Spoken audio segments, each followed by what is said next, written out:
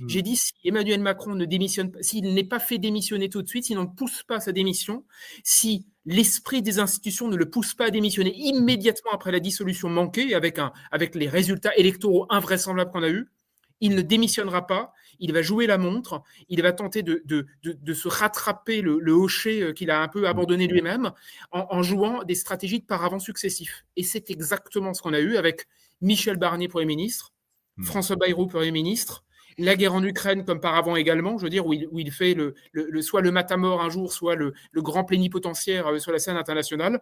Et aujourd'hui, finalement, une espèce de scène à l'arrêt, avec en plus ce dernier coup de semonce qui était Marine Le Pen, qui est pour l'instant, coupée de l'élection présidentielle 2027. Donc, tout est à l'arrêt, complètement à l'arrêt, dans une stratégie de l'immobilisme qui est exactement celle que je craignais à l'époque, c'est que finalement, il pourrisse le tout et il entraîne le tout dans sa chute. Oui, parce que la chute, elle est colossale, hein.